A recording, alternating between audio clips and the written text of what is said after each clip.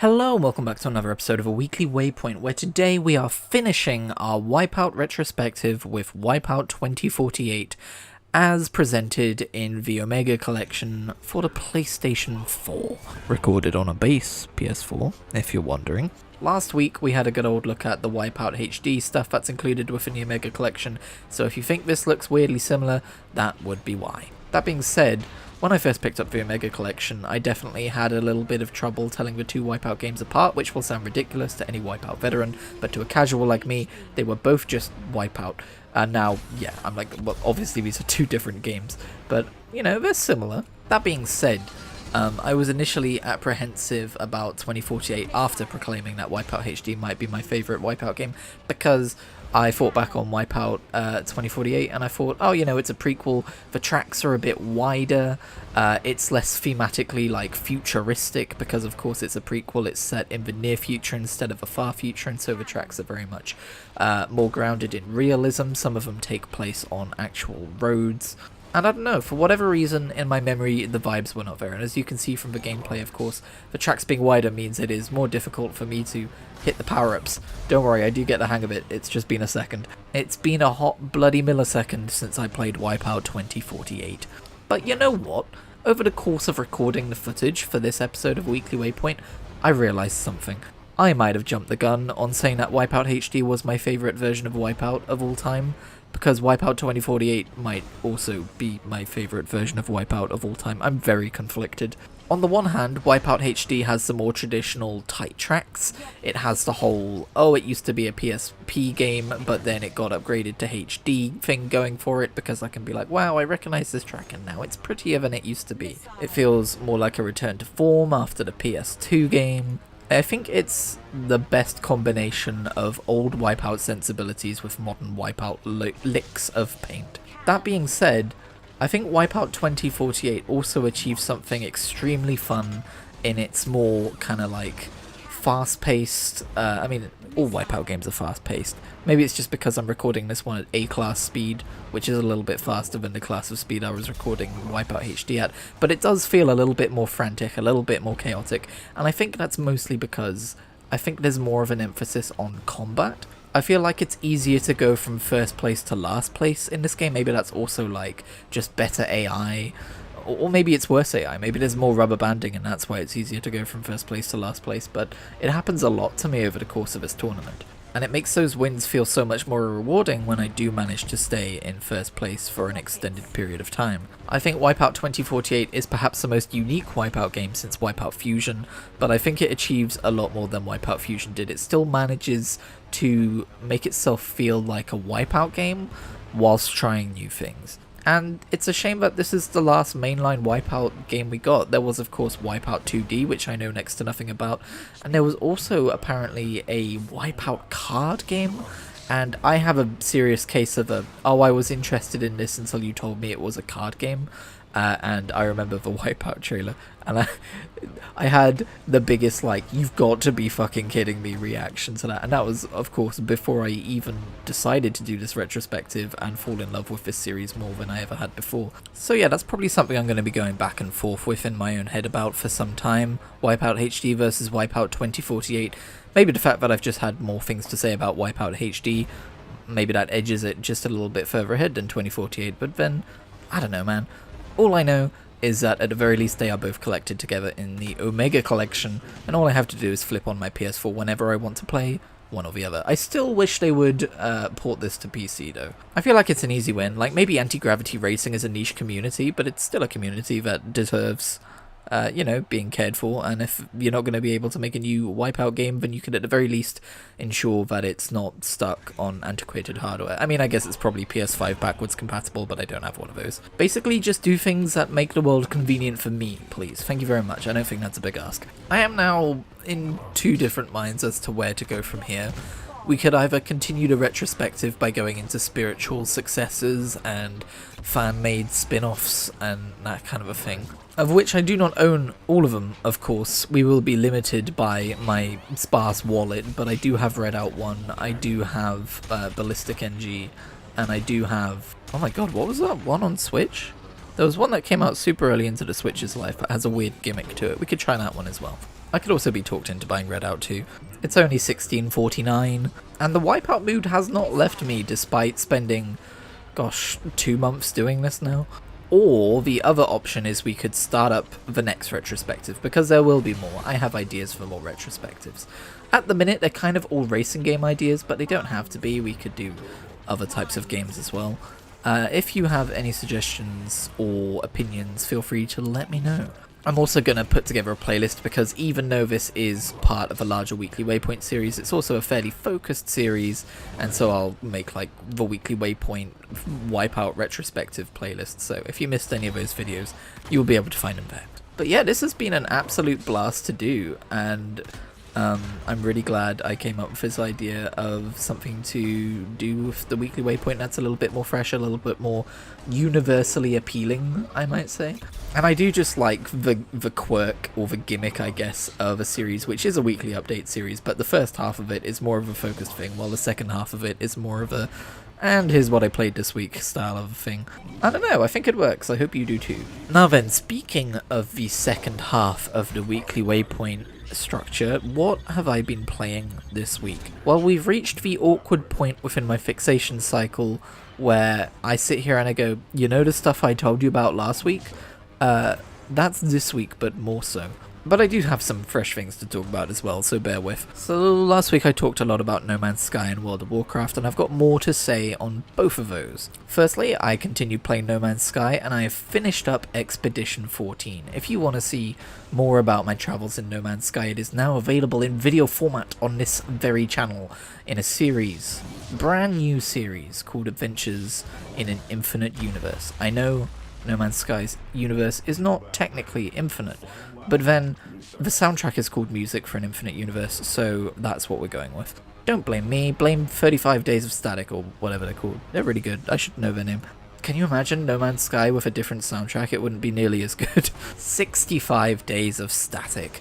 Anyway, I also played a lot more World of Warcraft pre-patch, and let's go check what I said last week. Good lord, that video has 500 views, what the heck? Okay, so last week I said I was hoping to get my final 4 classes which were not already max level up to max level before the expansion dropped, which would have meant I had 9 max level characters, which would already have been the most amount of max level characters I've ever had on a World of Warcraft account. Well, I've been a busy boy, and one thing led to another, and I now have 17 max level characters, which does of course mean I have 1 of every class up to max level, and then some, because there are 13 classes in the game currently. Now listen, I can explain, it's not quite as crazy as it sounds.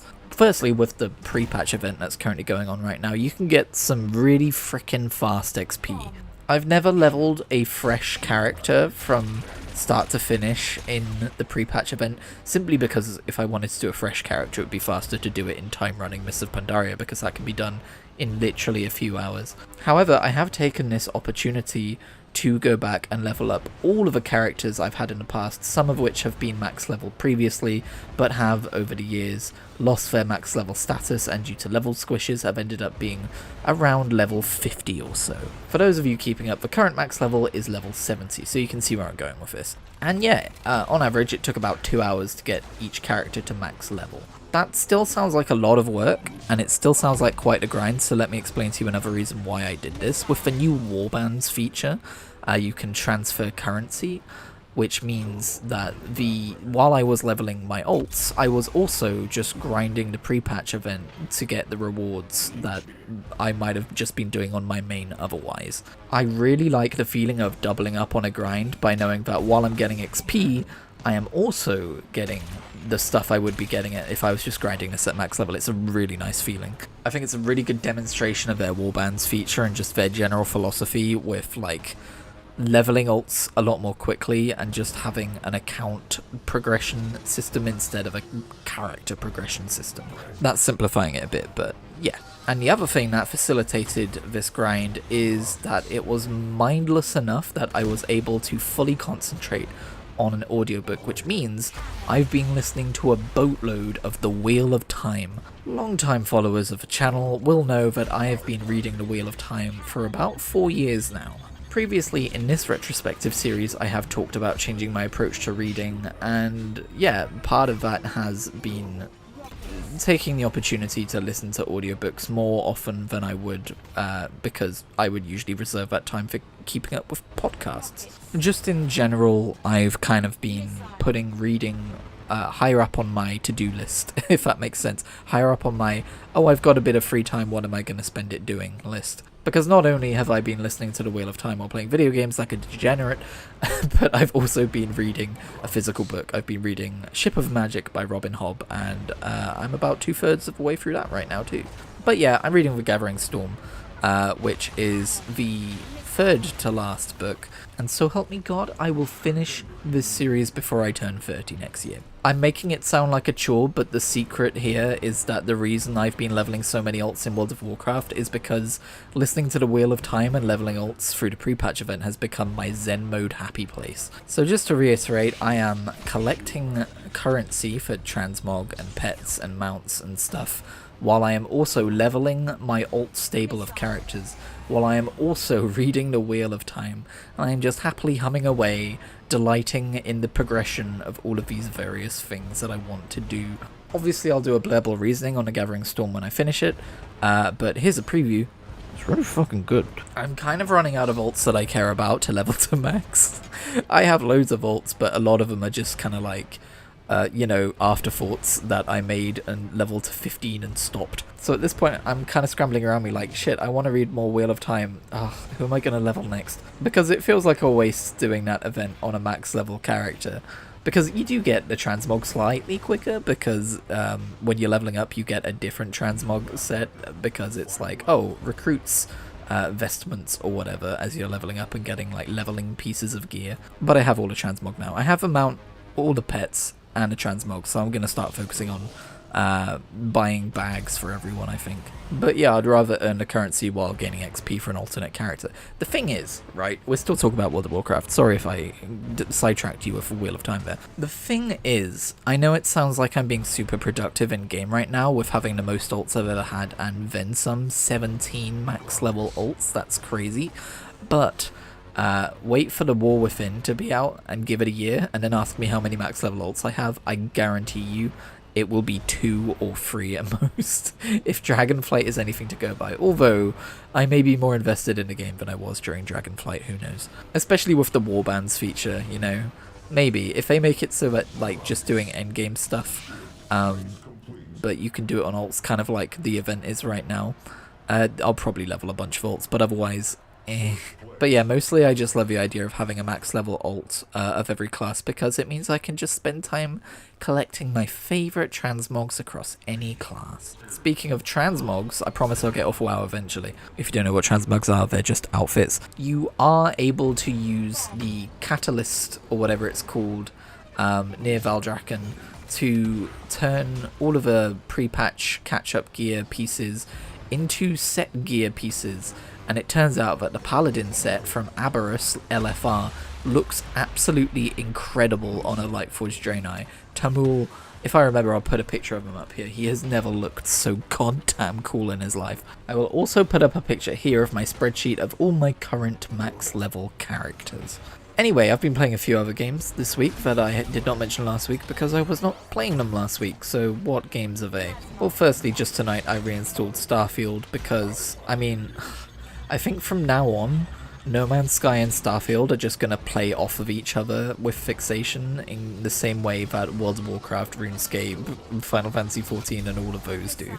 One's just going to get me to thinking about the other. Not that they're inherently comparable in every single way, they are different games, but there's enough similarity between them where I'm going to be like, oh, I want a slightly more narrative single-player RPG tilt to this, or, oh, I want more of a sandbox survival exploration tilt to this, and I'm just going to trade them off, I think.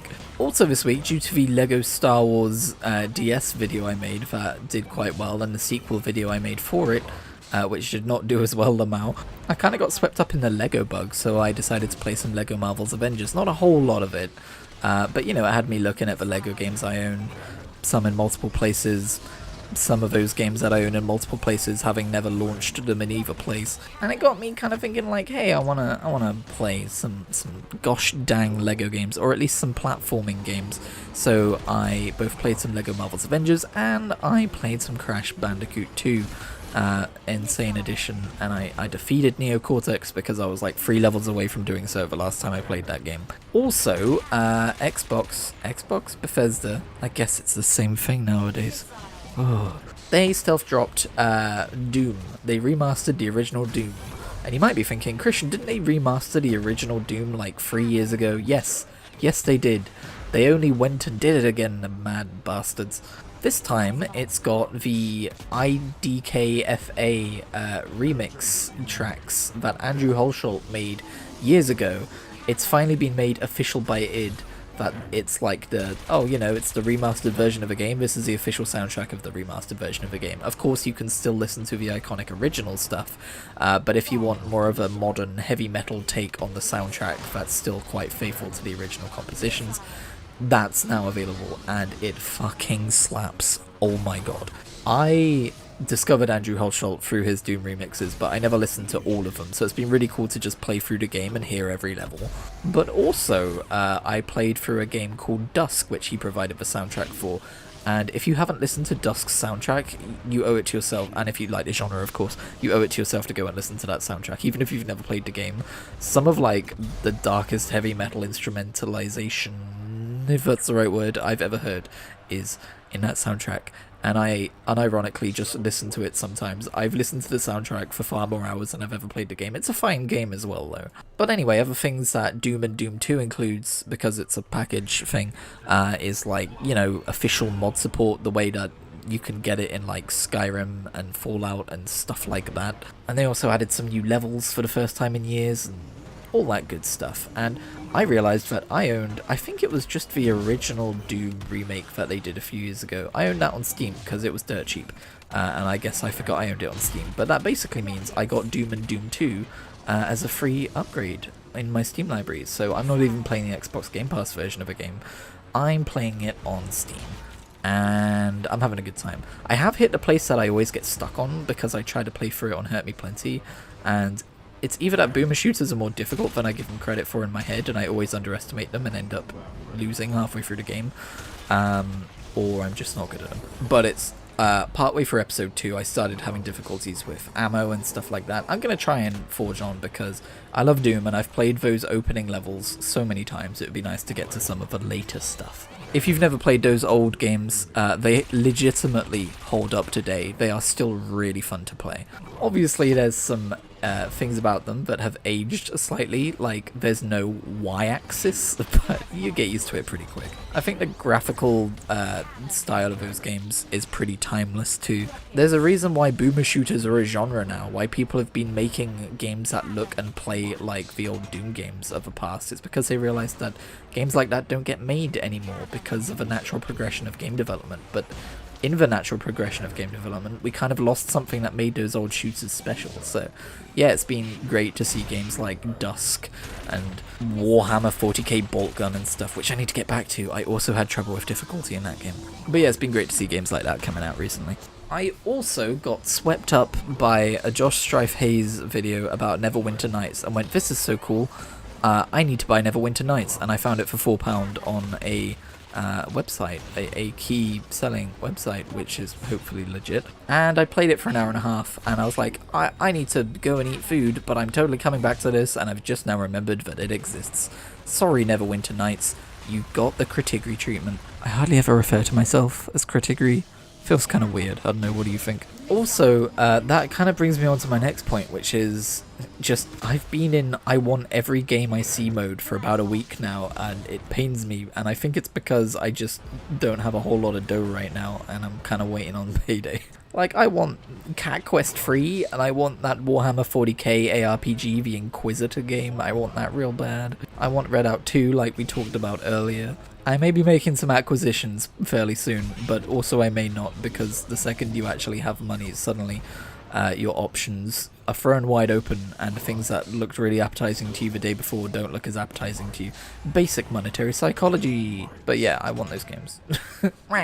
Maybe I shall acquire them, who knows. Anyway, thank you very much for watching this retrospective, or just this individual weekly waypoint, whichever floats your boat. Feel free to let me know in the comments whether you would like Wipeout adjacent games or a different style of retrospective. I hope you have had a good week, and I hope your next week will be even better. See you in the next one.